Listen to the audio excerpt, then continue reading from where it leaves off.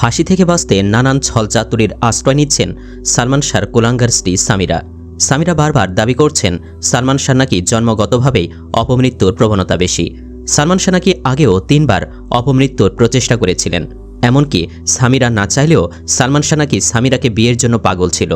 সামিরা বিয়ের জন্য রাজি না হয় নায়ক নাকি অপমৃত্যু করবেন বলেও ইমোশনাল ব্ল্যাকমেল করেছিল। কিন্তু এসবের শতভাগই ছিল মিথ্যা দাবি। এতদিন পরে জানা যাচ্ছে সালমান শাহ কখনোই সামিরার জন্য পাগল ছিল না, বরং সালমান শাহর সাথে মেয়ের বিয়ে দিতে এবং তাদের সংসার থেকে মাকে বিতাড়িত করতে কুফরি কালাম অর্থাৎ তাবিজ করেছিল সামিরার মা লুসি, যেটি একটি ভিডিও বার্তায় ফাঁস করেছেন এই মামলার অন্যতম পলাতক আসামি এবং সামিরার বান্ধবী রুবি। রুবির থেকে জানা যায় সালমান শাহর খালার সাথে সামিরার মার পরিচয় হয় লুসির বিউটি পার্লারের মাধ্যমে। সেখানে থেকে সালমান শাহর খালা আর সামিরার মায়ের সুসম্পর্ক তৈরি হয়। পারিবারিকভাবে সেই লুসি সালমানের ফ্যামিলি সম্পর্কে সবকিছু জেনে শুনে বংশগতভাবে তারা সুশিক্ষিত চৌধুরী বংশের মানুষ এবং সালমান শাহ পরিবারের বড় ছেলে সবকিছু জেনে বুঝে লুসি সামিরার সাথে সালমানের বিয়ের পরিকল্পনা করেন। সামির মা এবং সামিরা ঘন ঘন যাতায়াত করত তখন সালমানের বাসায়। লুসি নিজের মেয়েকে লেলিয়ে দেয় সালমানের দিকে, অথচ তখন সালমান শাহ পড়াশোনায় ব্যস্ত সময় পার করছে।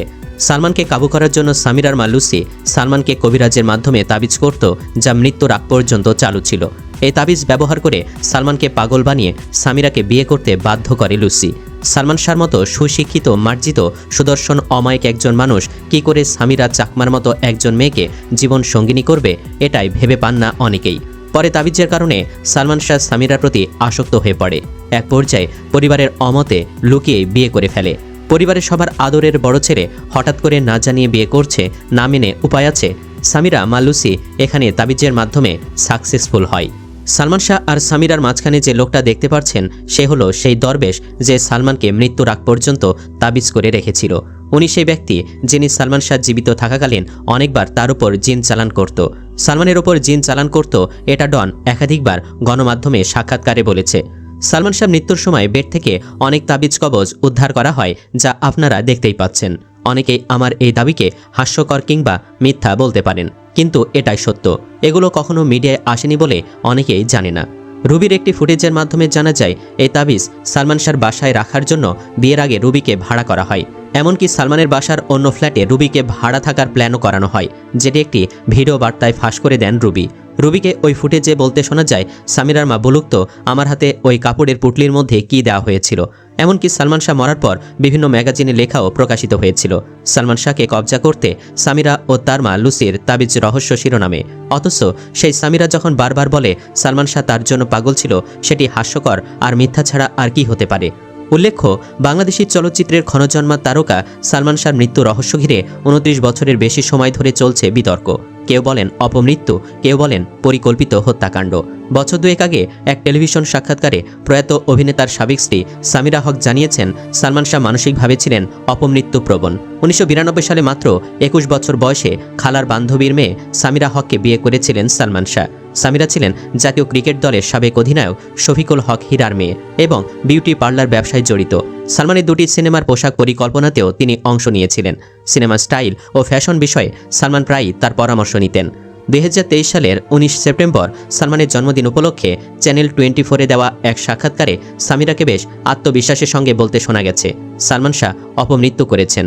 শুধু তাই নয়, আগেও 3 বার মরার চেষ্টা করেছিল। সালমান কেন অপমৃত্যু করবেন? প্রথম স্বামী সালমান শাহর এই প্রসঙ্গে চ্যানেল 24-কে দেওয়া সাক্ষাৎকারে সামিরা বলেন, Salman mentally suicidal by nature. এর আগেও 3 বার চেষ্টা করেছে। মেট্রোপলিটন হাসপাতালের রেকর্ড চেক করলে সেটা জানা যাবে। সেখানে 2 বারের রেকর্ড আছে। আরেক হাসপাতালে আছে 3য় রেকর্ড। 3টাই আমাদের বিয়ের আগের ঘটনা। 3টা ঘটনায় আমি জানি। একবার মায়ের সঙ্গে ঝগড়া করেছিল, আরেকবার আমাকে বিয়েতে রাজি করানোর জন্য করেছে, আরেকবার অন্য একটি ঘটনায় সে অপমৃত্যুর চেষ্টা করেছিল। অথচ আমাদের গবেষণা বলছে সামিরার এই দাবিও সত্য নয়। তবে এর পেছনেও দায়ী সামিরা আর তার মা লুসি, কারণ তাদের তাবিজের কারণেই সালমান শাহ মানসিকভাবে ভারসাম্যহীন হয়ে পড়ে। সালমান শাহর মা নীলা চৌধুরী বরাবরই দাবি করে আসছেন তার ছেলে ইচ্ছা করে মরেনি, বরং তাকে শেষ করা হয়েছে। অন্যদিকে পুলিশ ব্যুরো অব ইনভেস্টিগেশনের সাবেক প্রধান বনোজ কুমার মজুমদার আনুষ্ঠানিকভাবে জানিয়েছিলেন হত্যাকাণ্ড নয়, সালমান শাহ অপমৃত্যু করেছেন। তবে বনোজ কুমার কতটা দুর্নীতিপরায়ণ ছিলেন তা তো প্রমাণ হয়ে গেছে। তাই বলা যায় পিবিআইয়ের এই তদন্ত সঠিক ছিল না। 1996 সালের 6 সেপ্টেম্বর ঢাকার ইস্কাটনের বাসায় ফ্যানের সঙ্গে ঝুলন্ত অবস্থায় সালমান শাহর মরদেহ উদ্ধার করা হয়। এরপর একে একে থানা পুলিশ, সিআইডি, র্যাব, পিবিআই সহ একাধিক সংস্থা তদন্ত চালায়। সব প্রতিবেদনেই ঘটনাটিকে অপমৃত্যু বলা হলেও সালমানের পরিবারের আপত্তিতে প্রতিবারই তদন্ত সংস্থা পরিবর্তন করা হয়। চলচ্চিত্রে এক উজ্জ্বল নক্ষত্র সালমান শাহর অকাল মৃত্যুর রহস্য আজও অমীমাংসিত থেকে গেছে। এদিকে 29 বছর আগে সালমান শাহর মৃত্যুর ঘটনায় সপ্তাহখানেক হত্যা মামলা করার আদেশ দিয়েছেন আদালত। মামলাটি তদন্তের জন্য রমনা থানাকে নির্দেশ দেওয়া হয়েছে। ঢাকার 6ষ্ঠ অতিরিক্ত মহানগর দায়রা জজ জান্নাতুল ফেরদৌস ইবনে হক এ আদেশ দেন। এ তথ্য নিশ্চিত করেন সালমান শর্মা নীলা চৌধুরীর আইনজীবী ফারুক আহমেদ। তিনি বলেন, সালমান শাহর মৃত্যুর ঘটনায় নিরপেক্ষ তদন্ত করেননি পিবিআই। এ কারণে 4 বছর আগে পিবিআইয়ের চূড়ান্ত প্রতিবেদনে নারাজি দিয়েছিলেন নীলা চৌধুরী। আদালত সালমান শাহর মায়ের সেই রিভিশন আবেদন মঞ্জুর করেছেন। একই সঙ্গে এ মৃত্যুর ঘটনায় মামলা করার নির্দেশ দিয়েছেন আদালত। গত 21 অক্টোবর রমনা থানায় দায়ের হওয়া এ মামলায় 11 জনকে আসামি করা হয়েছে। এর মধ্যে সালমান শাহর সাবেক স্ত্রী সামিরা হক, ব্যবসায়ী আজিজ মোহাম্মদ ভাই, লতিফা হক লুসি এবং চলচ্চিত্রের খলনায়ক ডন সহ আরও কয়েকজনের নাম রয়েছে। এদিকে সালমান শাহর বিচার চেয়ে মশাল মিছিল হয়েছে যশোরে। সালমান শাহর ঘাতকদের দ্রুত গ্রেফতার ও ফাঁসির দাবিতে কাঠেরপুল যুব সংঘের উদ্যোগে সালমান শাহ ভক্তরা মঙ্গলবার সন্ধ্যায় শহরের মনিহার সিনেমা হলের সামনে মশাল মিছিল বের করে। এ সময় তারা সালমানের ঘাতকদের বিচার দাবি করে স্লোগান দিতে থাকেন। শহরের বিভিন্ন এলাকা প্রদক্ষিণ শেষে মনিহার সিনেমা হলের সামনে এসে মোমবাতি প্রজ্বলন করা হয়। মোমবাতি প্রজ্বলন শেষে ভক্তরা বলেন, আমরা সালমান শাহের মৃত্যুর সুষ্ঠু বিচার চাই। সালমান শাহর ঘাতকদের সর্বোচ্চ শাস্তি দিতে হবে। প্রসঙ্গত, সালমান শাহ অভিনীত উল্লেখযোগ্য চলচ্চিত্রগুলোর মধ্যে 1993 সালে মুক্তি পায় কিয়ামত থেকে কিয়ামত, দেনমোহর ও তোমাকে চাই। 1994 সালে মুক্তি পায় বিক্ষোভ, আনন্দ অশ্রু, চাওয়া থেকে পাওয়া এবং বিচার হবে।